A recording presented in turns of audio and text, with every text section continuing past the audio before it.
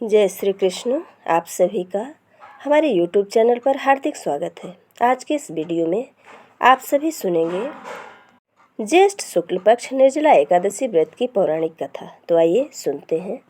भीमसेन व्यास जी से कहने लगे कि हे पितामह, भ्राता युधिष्ठिर, माता कुंती, द्रौपदी, अर्जुन, नकुल और सहदेव आज सब एकादशी का व्रत करने को कहते हैं, परंतु महाराज मैं उनसे कहता हूँ कि भाई मैं भगवान की शक्ति पूजा तो कर सकता हूँ, दान भी दे सकता हूँ, परंतु भोजन के बिना नहीं रह सकता।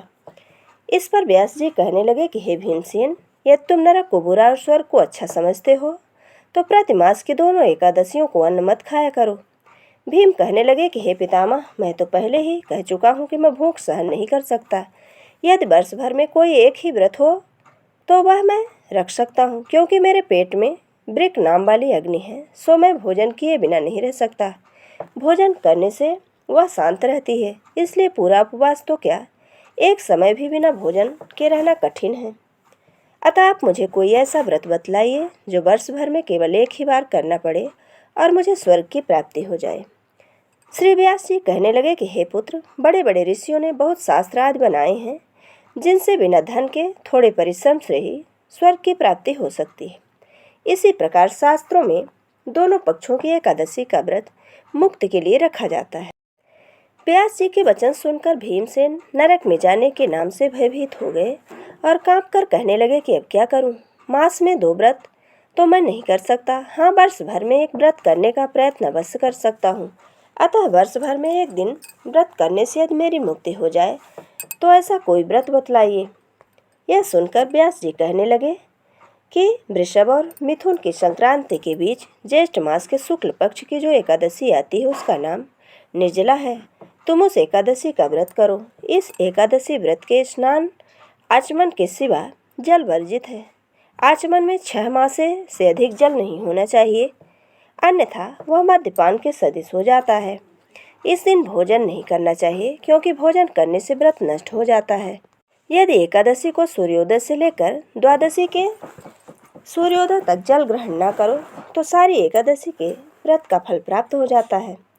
द्वादशी को सूर्योदय से पहले उठकर स्नान आदि करके ब्राह्मणों को दान देना चाहिए। इसके पश्चात भूखे और सतपात ब्राह्मण को भोजन कराकर फिर आप भोजन कर लेना चाहिए।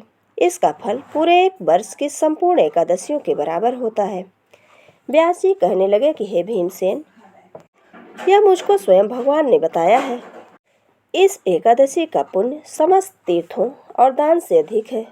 केवल एक दिन मनुष्य निर्जल रहने से ही पापों से मुक्त हो जाता है।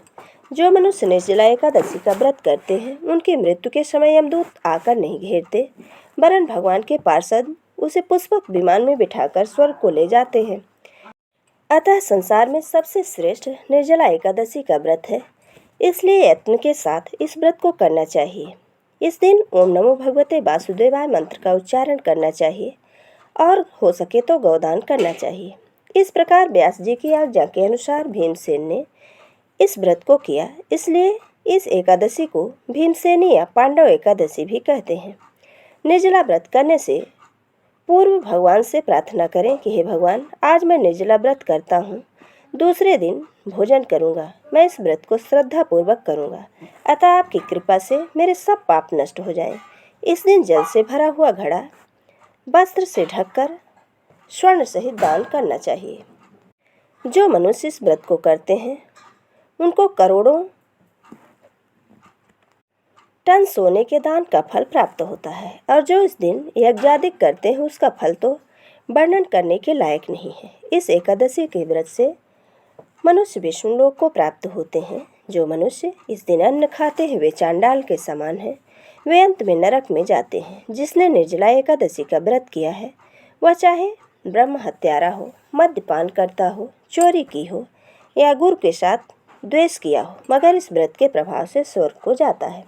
हे कुंती पुत्र, जो पुरुष या स्त्री श्रद्धापूर्वक इस व्रत को करते हैं उन्हें अग्रलिखित कर्म करने चाहिए। प्रथम भगवान का पूजन, फिर गौदान, ब्राह्मणों को मिष्ठान व दक्षिणा देनी चाहिए तथा जल से भरे कलश का दान अवश्य करना चाहिए। निर्जला एकादशी के दिन अन्न, वस्त्र, जूता आदि का दान भी करना चाहिए। जो मनुष्य भक्तिपूर्वक इस कथा को पढ़ते या सुनते हैं उन्हें निश्चय ही स्वर्ग की प्राप्ति होती है। ये थी निर्जला एकादशी व्रत की पौराणिक कथा। वीडियो अगर पसंद आए तो लाइक ज़रूर करें और अगर आप हमारे चैनल पर नए हैं तो चैनल को सब्सक्राइब करना बिल्कुल ना भूलें। जय श्री कृष्ण। धन्यवाद।